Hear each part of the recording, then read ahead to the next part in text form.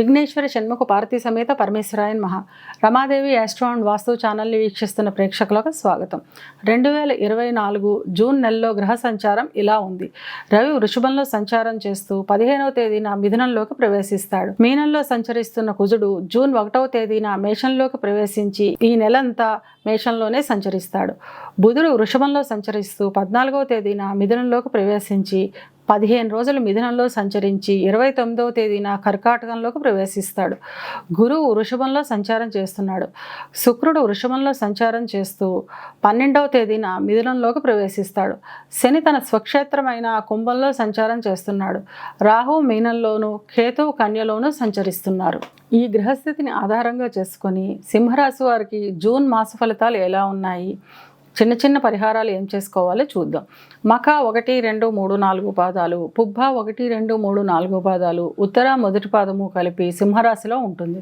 సింహరాశికి అధిపతి రవి. సింహరాశి వారికి ఈ మాసం మిశ్రమ ఫలితాలు ఉంటాయి. ఇల్లు, స్థలాలు వంటి స్థిరాస్తులను కొనుగోలు చేస్తారు. ధన వ్యయం అధికంగా ఉంటుంది. నిద్రలేమి, మానసిక అశాంతి, చిన్న చిన్న అనారోగ్య సమస్యలు ఉంటాయి. విద్యార్థుల విషయానికి వస్తే విద్యార్థులకు ఈ మాసం అనుకూలంగానే ఉంటుంది. పై చదువుల కోసం పోటీ పరీక్షలు రాసే విద్యార్థులకు అనుకున్న కోర్సుల్లో సీట్లు లభిస్తాయి. విదేశాలకు వెళ్లే విద్యార్థులకు ఈ మాసం చాలా అనుకూలంగా ఉంటుంది. ఉద్యోగ ప్రయత్నాలు చేసేవారికి కోరుకున్న ఉద్యోగం లభిస్తుంది. ఉద్యోగం చేస్తున్న వారికి పై అధికారుల నుంచి ప్రశంసలు అందుతాయి. ఉద్యోగంలో మార్పులు, స్థానచలనాలు లేదా కొత్త ఉద్యోగంలో చేరడం వంటి ఫలితాలు ఉంటాయి. బదిలీలు, స్థాన మార్పులు ఉన్నప్పటికీ కోరుకున్న చోటుకు బదిలీలు అవడం వల్ల ఆనందదాయకంగానే ఉంటుంది. ఈ మాసం వ్యాపారస్తులకు మిశ్రమ ఫలితాలు ఉంటాయి. వ్యాపార విస్తీరణ, వ్యాపారాభివృద్ధి కోసం అధికంగా ధనవ్యయం చేస్తారు. వివాహం కాని వారికి ఈ మాసం వాయిదా పడే అవకాశం ఉంటుంది. వివాహం అయిన వారికి జీవిత భాగస్వామితో చిన్న చిన్న విభేదాలు, మాట పట్టింపులు ఉంటాయి. చివరి వారం నాటికి అన్నీ సర్దుకొని ఆనందంగా ఉంటారు. సంతానానికి ఉద్యోగం రావడం, పై చదువులకు సీట్లు లభించడం వంటి శుభాలు ఉంటాయి. సింహరాశి వారు ఈ మాసంలో ఇల్లు, స్థలాలు వంటి స్థిరాస్తులను కొనుగోలు చేస్తారు. స్థిరాస్తులు కొనుగోలు చేసే సమయంలో ధనం ఇచ్చిపుచ్చుకునే సమయంలో కొంచెం జాగ్రత్తగా ఉండడం మంచిది.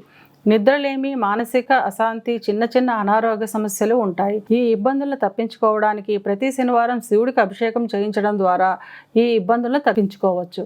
కేవలం ఇవి గోచార ఫలితాలు మాత్రమే. గోచార ఫలితాలు పూర్తిగా జన్మజాతక చక్రంపై ఆధారపడి పనిచేస్తాయి కనుక తమ జన్మజాతక చక్రాన్ని విశ్లేషణ చేయించుకోవాలనుకునేవారు కింది నెంబర్కి వాట్సాప్ చేసి కన్సల్టేషన్ తీసుకోండి. సింహరాశి వారు అనుకూలతను పెంచుకోవడానికి, ప్రతికూలతను తగ్గించుకోవడానికి 3 మంగళవారాలు సుబ్రహ్మణ్యేశ్వర స్వామికి అభిషేకం చేయించడం ద్వారా అంతా మంచి జరుగుతుంది.